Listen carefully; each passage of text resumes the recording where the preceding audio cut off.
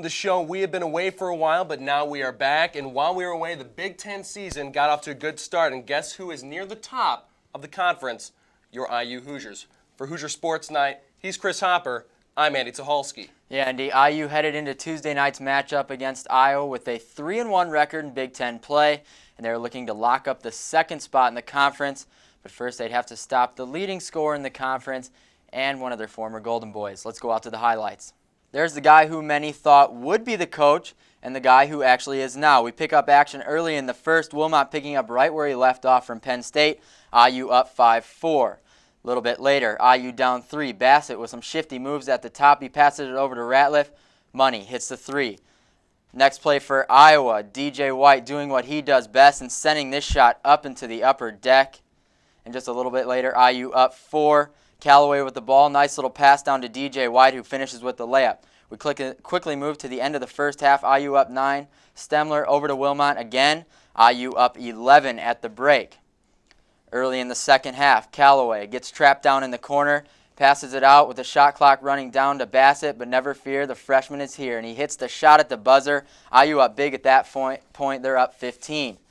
Later second half. IU still on a big rally. Bassett with the ball. Nice pass to DJ, who finishes with the dunk.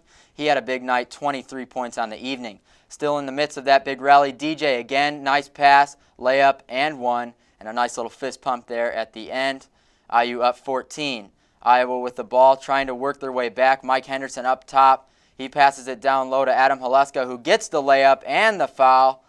And that's why he's the leading scorer in the Big Ten, but it just would not be enough. Even here late in the second half, Iowa trying to come back. Nice little finish, but it just wasn't enough. IU would come out victorious 71-64.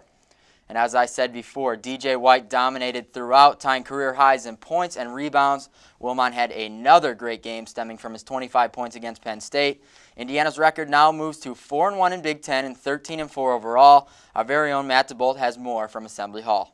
Indiana won their 4th straight game in a row, 71-64 here at home against the Iowa Hawkeyes. Now the win pushes Indiana to 13-4 overall in the season, including 10-0 on their home court.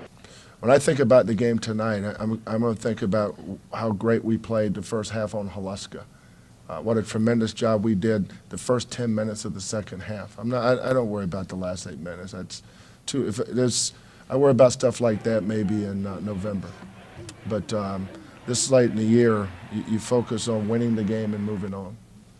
You know, we're 4-1 in the Big Ten, and we got a day off tomorrow, and we'll get ready for Connecticut on Saturday. This team, I think, is advanced defensively, and Kelvin and his staff's done a good job with that. Plus, they've gotten older, and the older you get, you understand that end a little bit more. Most of us, when we get these players that are all offense in high school, it takes a while for them to understand what the defensive end. Never where you need to be. It's always room for improvement.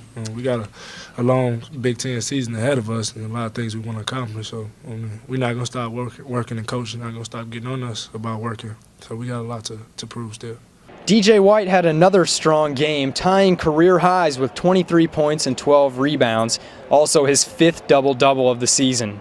But DJ, you know, he's just learning to play both ends now. He's playing at a high level and maybe as good as any big man in our league right now. And he's playing with a lot of confidence, and they're doing a good job of getting him the ball. We feel we're one of the best teams in the Big Ten. Just a lot of people don't know that, so our play has to show that. So we just got to come out every night and play hard and play our style of basketball. Reporting with the men's basketball team, I'm Matt DeBolt, Hoosier Sports Night. When the coaching search began here at the end of last season, many people thought Steve Alford would end up being the coach for the Hoosiers. But instead it was Kelvin Sampson, and despite being snubbed by Indiana, Alford still remembers all the great times he had here as a player for the Hoosiers. Oh, it's always special being in this building. I mean, I had a lot of fun in this building. I grew up coming and watching all Coach Nite's games. I've been here since 3rd grade. I know this place very well, and I had a blast under Coach Nite. So it's always fun coming in and seeing that 87 banner because I know that that team was very special. Now, although Steve Alford is a big reason there's a 5th banner hanging here at Assembly Hall, he says Indiana's not the closest program he watches. Who is it? If there's another program I follow closer, it's Texas Tech. I'll follow that program real close. Reporting with the Hoosiers at Assembly Hall, I'm Chris Hopper, Hoosier Sports Night.